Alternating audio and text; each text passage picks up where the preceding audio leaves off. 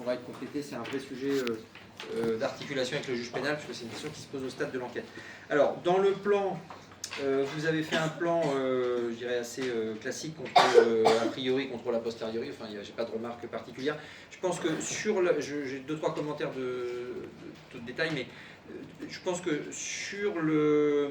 Je me demandais le grand B où on allait aller, en fait, parce que je ne voyais pas trop arriver à la fin, mais je pense que c'était bien de le traiter comme vous l'avez traité, alors avec une demande peut-être même d'introduire un nouveau recours.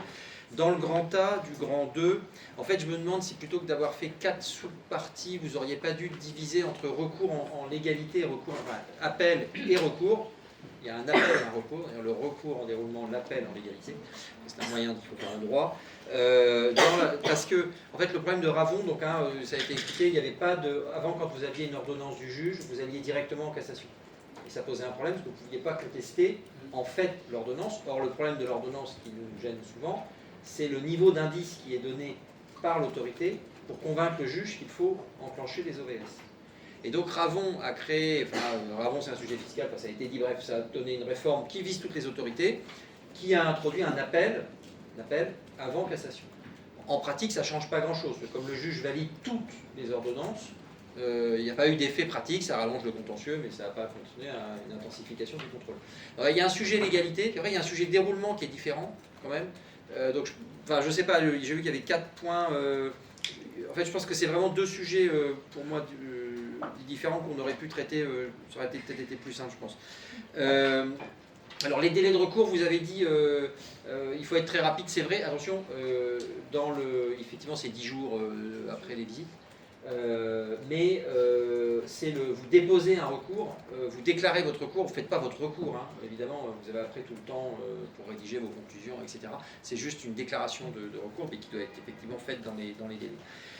Juste un point, donc grand 1, caractère coercitif, ok, rôle a priori du juge, donc contrôle a priori, oui.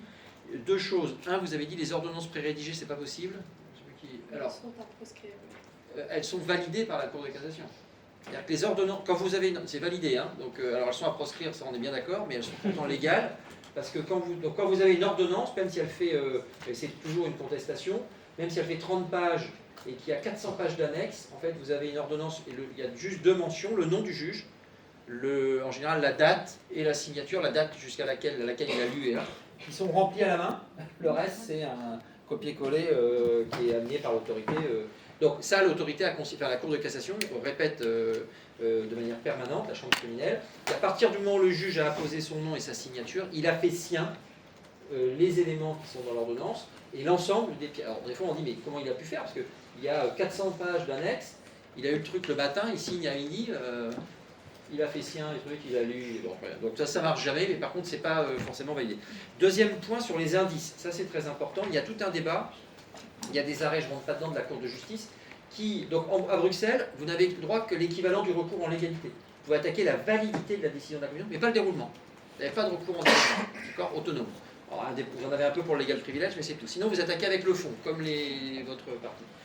Par contre, ce qui est intéressant, c'est que la Cour est assez sévère sur le niveau, le standard que doit amener la commission pour faire des perquisitions. D'accord, et notamment le champ de l'enquête. Et ça, c'est un gros débat qu'on a en France, parce qu'en France...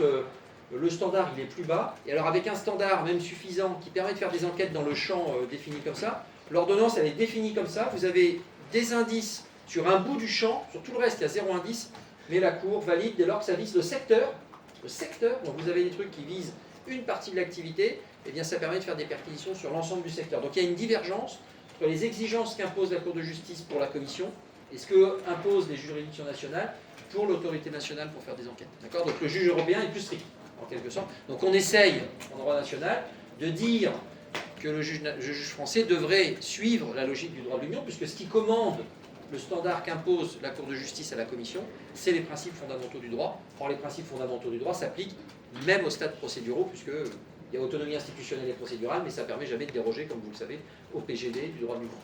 Donc ça, c'est ma deuxième remarque. Alors, sur la nomination des OPJ, oui, ce que je disais tout à l'heure, Le juge, il doit nommer les OPJ. En fait, il nomme plus les OPJ parce que sinon, maintenant, il nomme le chef de service à charge pour le chef de service le jour même de nommer les OPJ. Et c'est du détail. Voilà, donc sinon, sur le fond, je pense que les principaux éléments y étaient. Après, on pourrait en parler pendant des heures. Et vous aviez 20 minutes. Donc, donc là, alors, ceux qui font les prochains exposés, essayez de m'envoyer un tout petit peu avant le plan. D'accord, c'est mieux. Et là, vous mettez par écrit. Peut-être juste revoir peut-être l'organisation du grand A, du grand 2, si vous pouvez. Merci. Merci pour votre patience.